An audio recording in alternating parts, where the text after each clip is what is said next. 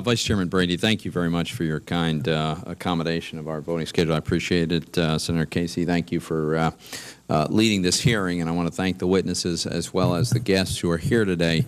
This is a very, very big deal in southeastern Pennsylvania. We've got thousands of families that are out of work, that are facing the possibility of losing existing jobs, and in many cases with pretty grim prospects of getting back to work at comparable jobs. So I think it's important that we understand a little bit better how we got here and the prospect going forward. I am very concerned, for instance, with Mr. O'Malley's suggestion that this might be the tip of the iceberg.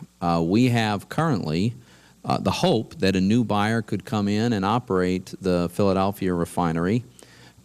We have a hope that the Trainer facility could continue to operate as a refinery. But if Mr. O'Malley is right, and there are circumstances in place that jeopardize the viability of refineries generally going forward, then all of this is in question. And so I want to touch on 3 areas in which I think the federal government in Washington is contributing to the problem. Now, I'd be the first to acknowledge there are many macroeconomic factors that contribute to pressure on the refining sector, on this industry, contribute significantly and to the causes for the closures that we've seen and that we're worried about.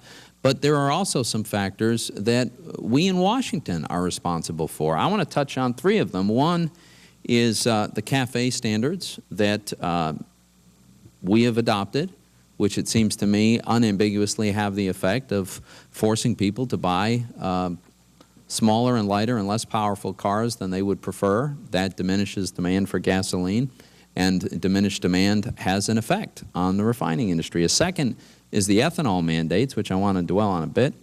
And then finally, there are EPA regulations on the refineries themselves. But I've got a chart here that I'd like to call to your attention. And do you have a printed version that I can be looking at? Thank you. If this depicts the black line that's generally sloping upward is the price of gasoline, and that is on the right-hand scale, and that's really there for information purposes. What I find very interesting is the green segment at the top of this chart. What the combined red and green segments together represent the total refined product that is produced in the Northeast and the Mid-Atlantic region.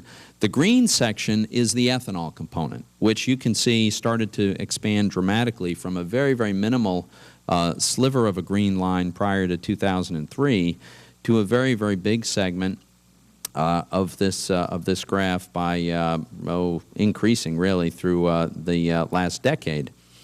My understanding is that if you quantify the ethanol that is represented on this chart, that which serves just the Northeast and the Mid-Atlantic states, it is equivalent to the gasoline production of 2 Marcus Hook production refineries.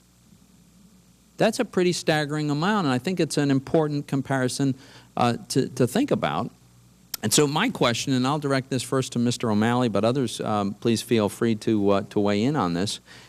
Given that ethanol now, by mandate of the federal government, replaces 10% of what would otherwise be gasoline, how significant an impact do you suppose that has had on the prospects of the refining sector? The reason for the closure of the refineries in Pennsylvania is that they didn't make money. And the reason that they didn't make money is that you took away their market. You delivered the market to the farm industry.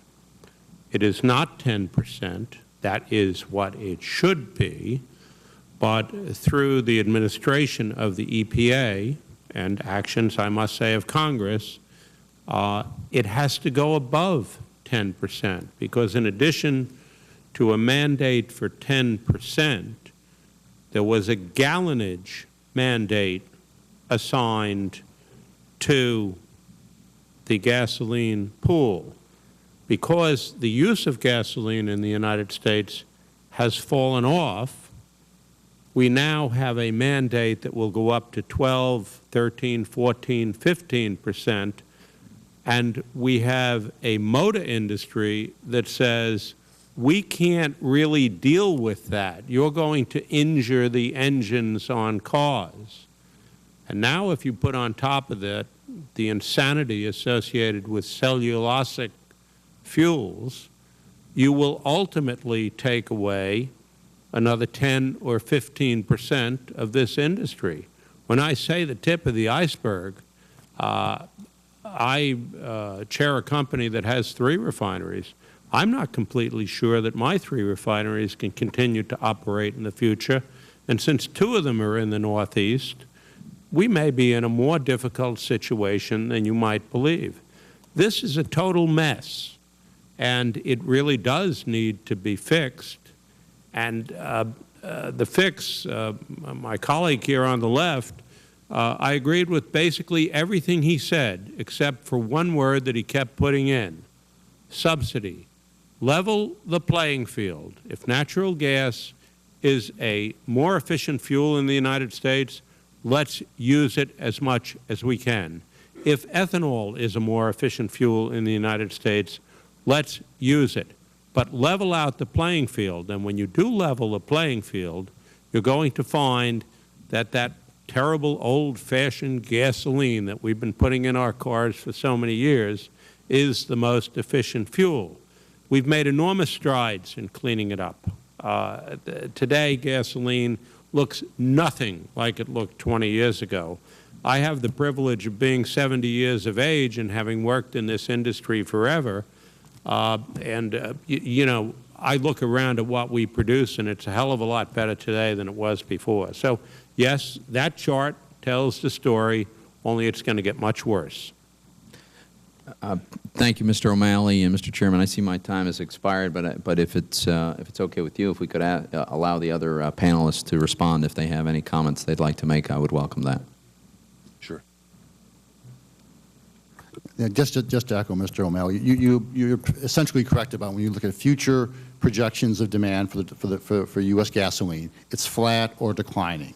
And the 2 big drivers are the increased ethanol mandate, which under ISA 2007 is going to drive you to 20 to 30% of the gallon being taken up by these ethanol or some other biofuel, and increasing CAFE standards. So we may be driving more, we may be using more cars on the road, but they're going to be using less hydrocarbons, and that's only going to continue to increase the pressure on the refining sector.